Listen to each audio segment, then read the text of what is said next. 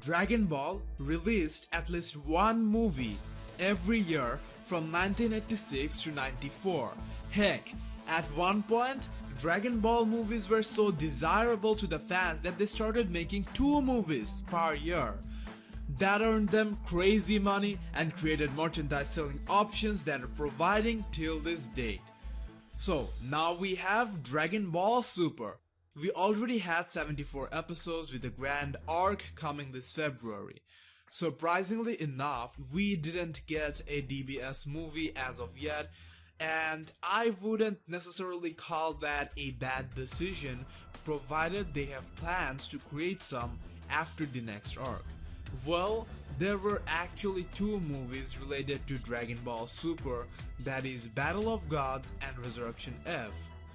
But those movies were branded as Dragon Ball Z movies. Still, if you think otherwise, those movies didn't boost or serve the purpose DBZ movies used to. Rather, you could say made things a bit complex for the series, as the first 2 arcs were just the series version of the movie story. The same story with minor changes. I'm talking about movies with new stories, something we haven't seen before, and something that necessarily won't have to bother much about canon continuity. Main aim being to create entertaining Dragon Ball Super movies using the characters and styles we love so much.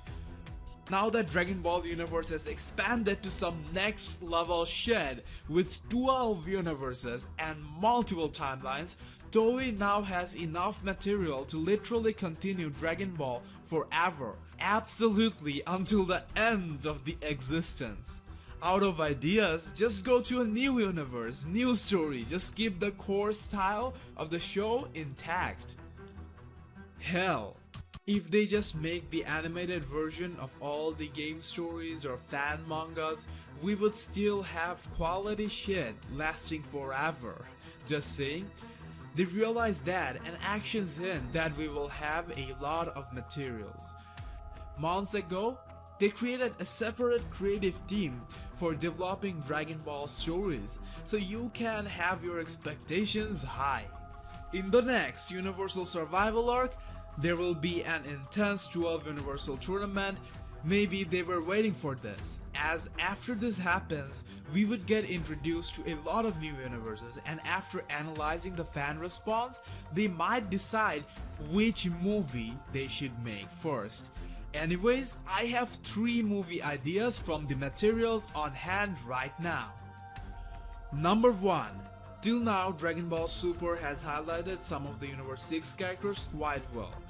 We had a tournament, U6 came over here for a baseball match, and later even Hit came to kill Goku. Undoubtedly, Hitman Hit is the show stealer from U6 and has grabbed fan attention ever since his first appearance. Now, he can be considered as the best exclusive DBS character, as he has become a rival of Goku, rivaling the rival of Goku vs Vegeta. In fact, he is still holding on his mission of killing Goku after being hired by Goku himself. His skills and techniques are really unique and challenging. Goku has a hard time countering his time skip or invisible ki attacks. Also, there's a lot of mystery surrounding him. He got this legendary Hitman status, and the way the gods talk about him only sparks his coolness factor. Also, the way he's being highlighted, it looks like he's going to be one of those guys who will have a change of heart and become a part of the squad. So, I think it would be quite interesting if we had a movie about his origin and how he became so legendarily popular to the point of being praised by the gods.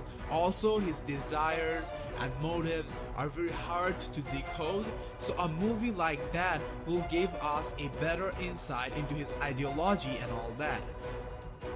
Besides, to make things more interesting, they could also include some scenes of Kaba and Frost maybe. Hit could go on a mission on U6 planet of the science. The concept here is highlighting Universe 6's characters with Hit being the center of it or through his eyes. Number 2. A movie about the Saiyan Prince Vegeta and the gods. Vegeta is now the second lead character after Goku. Well, maybe Vegeta can't get a 200 episode series about his earlier days like Goku God, but he at least deserves a movie on his origin, right? They could show how he grew right from the day he was born, and then moving forward to his days under the control of Frieza. Vegeta did say what he did was only because of Frieza, so it would be interesting if Vegeta had moral struggles after realizing what Frieza really was, and now he was a helpless slave. However, I wouldn't just make it a Vegeta movie because after all these years, those battles would seem very powerless. So I would connect the gods within the story and I would start it with Beerus. We saw flashback that Vegeta as a kid had witnessed King Vegeta bowing down to Beerus. Also, Beerus is said to have ordered Frieza to destroy planet Vegeta, or at least approved it. So that way I would connect Beerus and show a brief history of the gods of destruction and creation, the angels, as well as the Omni King. Number 3. This one is a very straightforward and fun concept, and Super might rather want to do something like that to kick off the movie train. That is, after the next arc, Toei would analyze the market and find out the most talked about universe from the tournament, and our heroes will simply travel to that new and unique universe, only to find them trapped and battling their way out of a strong opponent. Very simple, yet classic Dragon Ball type of movie. It would be a safe bet to start the entire thing and hopefully very entertaining. Do comment your suggestions, opinions, or movie ideas down below.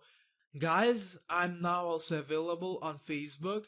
Just search The Fan Guy and you shall find me. Anyways, the link will be attached in the description down below. You can also reach me on Dragon Ball Fanverse. See you in the next Dragon Ball video.